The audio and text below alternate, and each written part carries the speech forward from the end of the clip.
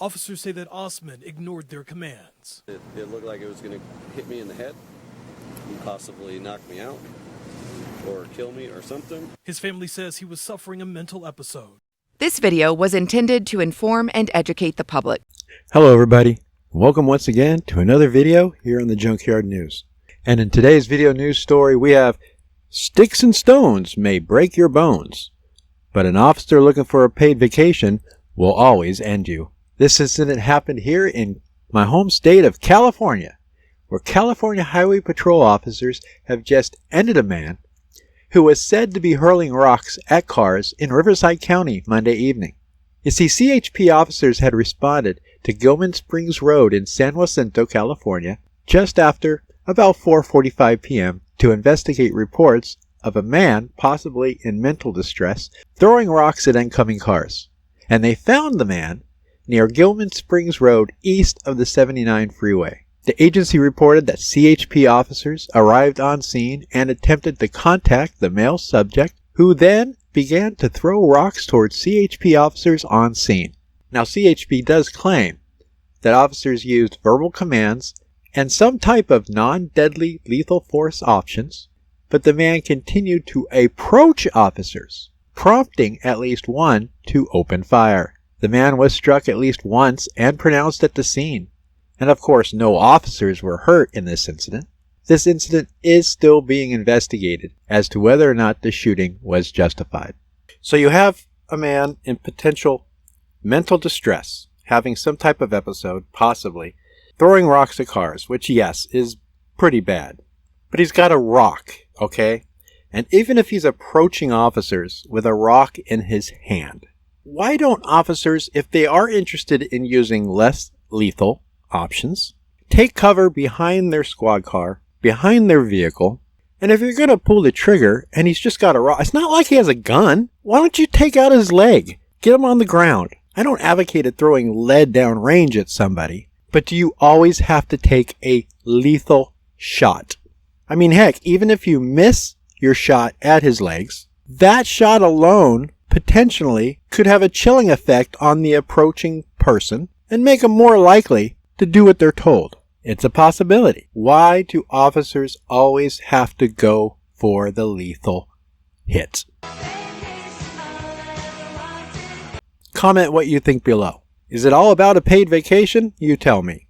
Now, this episode isn't the first time we've seen a law enforcement officer use deadly force in a rock throwing incident.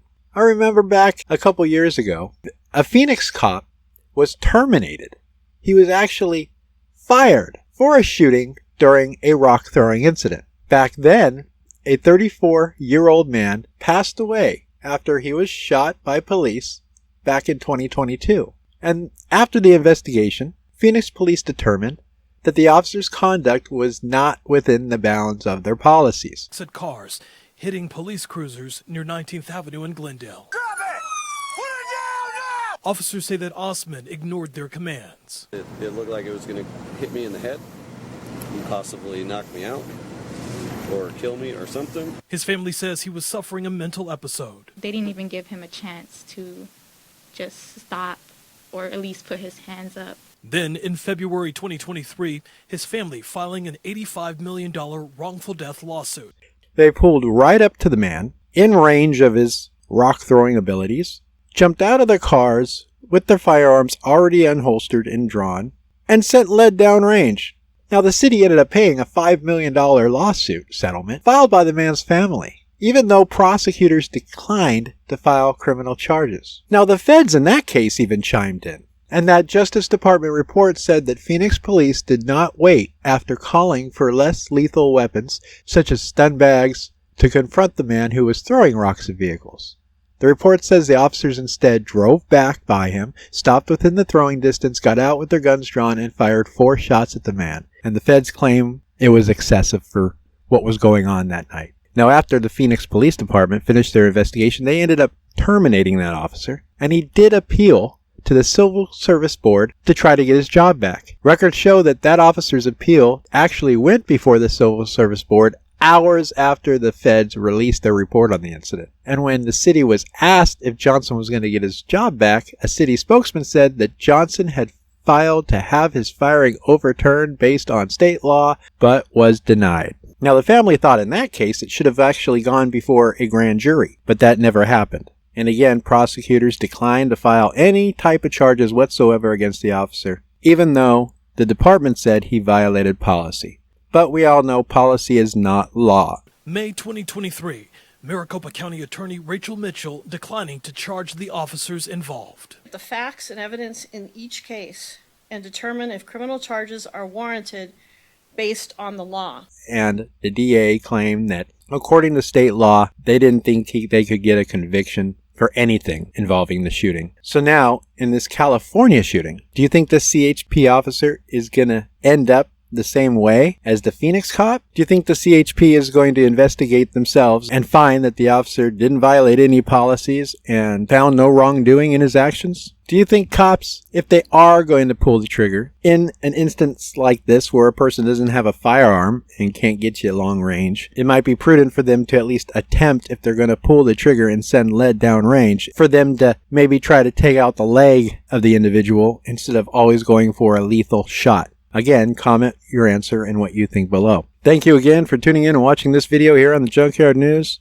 Be careful, people. I'm telling you, the next contact you have with a law enforcement officer could lead you to being highlighted in our next video. Be safe out there. September 2022. Phoenix police shooting killed Ali Osman after throwing rocks at cars, hitting police cruisers near 19th Avenue in Glendale. Grab it!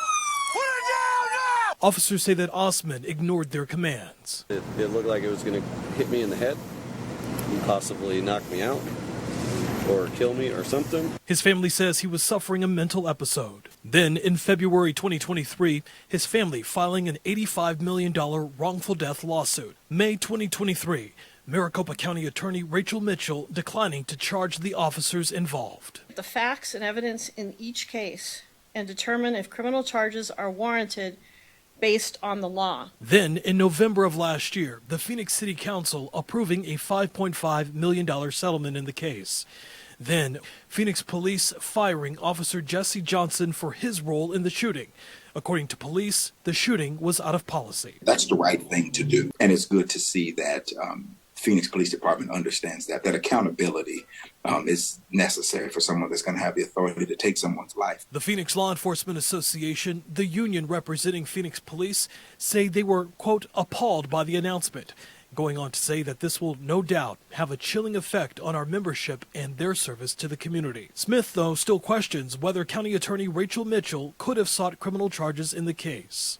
When the facts of this case should have been put before a grand jury. And while no amount of money or actions can bring Ali back to his family, Smith says justice in this case is prevention to make sure nothing like this happens again. Videos uploaded by the Junkyard News are helped in part by viewers just like you. You can show your support for this channel by clicking the thumbs up, sharing our videos, or hitting that all-important support button on our channel page. Don't want to miss a video or a story? Make sure to check us out and like us on Facebook at The Junkyard News.